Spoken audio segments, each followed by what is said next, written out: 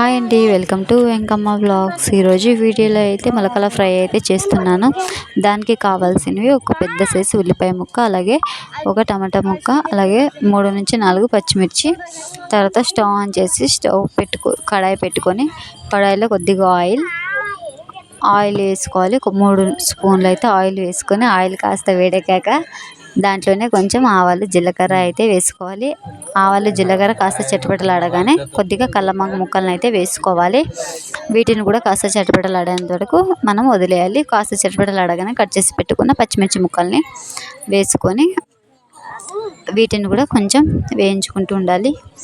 చూడండి, ఇలా అయితే ఈ విధంగా మనం కలుపుకుంటూ వేయించుకుంటూ ఉండాలి. మనకి గోల్డెన్ కలర్ అయితే రావాలి. ఇవి కాస్త వేగనివ్వాలి. మూత పెట్టుకొని 5 నుంచి 10 నిమిషాల వరకు అయితే ఉడకనివ్వండి. ఆయిల్లోనే బాగా కుక్ అవ్వనివ్వాలి. అలాగే మన వీడియో నచ్చితే మాత్రం ఫ్రెండ్స్ ప్లీజ్ లైక్ చేసుకొని మన ఛానల్ని సబ్స్క్రైబ్ అయితే చేసుకోండి ప్లీజ్. తర్వాత కట్ చేసి పెట్టుకున్న ఉల్లిపాయ ముక్కల్ని అలాగే టమాటా ముక్కల్ని కూడా వేసుకొని వేయించుకోండి. మొత్తం వేయించుకొని వీటిని కూడా ఒకసారి వేసుకున్నాక బాగా ఒకసారి కలుపుకొని 5 నుంచి 10 నిమిషాలు ఇలా మూత పెట్టి పక్కన పెట్టుకోండి.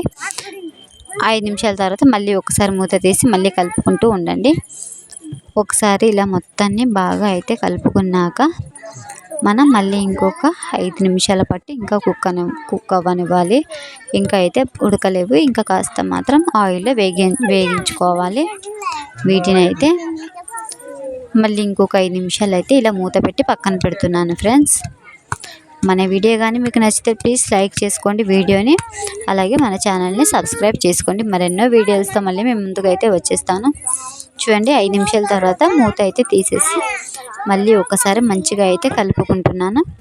వీటినంతా బాగా ఒకసారి కలుపుకున్నాక దీంట్లోనే కొద్దిగా 1/2 స్పూన్ పసుపు అయితే వేసుకోవాలి. అలాగే 1 స్పూన్ ఉప్పు అయితే వేసుకొని వీటినంతా కూడా బాగా కలుపుకోవాలి. అలాగే 1 స్పూన్ కారం అయితే వేయించుకున్నాను నేను.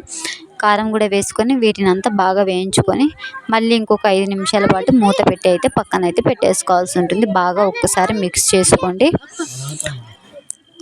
కర్రీ అయితే చాలా బాగుంటుంది. మొలకల ఫ్రై చపాతీలో, రోటీలో కానీ దేంట్లోనైనా తినొచ్చండి. టేస్ట్ మాత్రం అదిరిపోతుంది.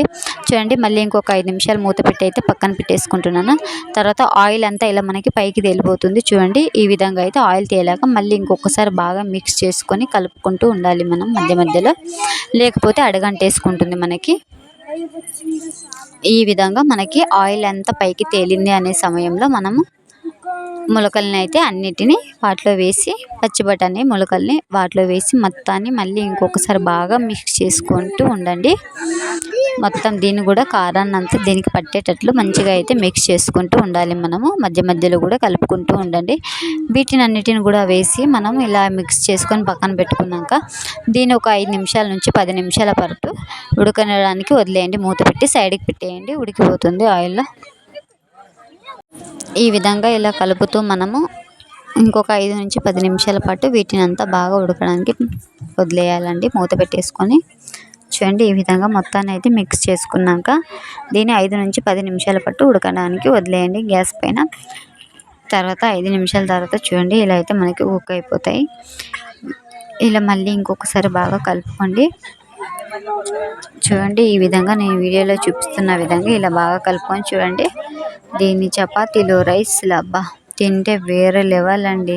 తినని వాళ్ళు కూడా దీన్ని తినేలా ఉంటుంది. చూడండి, ఈ విధంగా అయితే మనకి మొలకల ఫ్రై అనేది రెడీ అయిపోతుంది. చూడండి, ఈ విధంగా అయితే మనకి కర్రీ అనేది ఫ్రై అనేది రెడీ అయిపోయింది. ప్లీజ్ వీడియో నచ్చితే లైక్ చేసి మన ఛానల్ సబ్స్క్రైబ్ చేసుకోండి.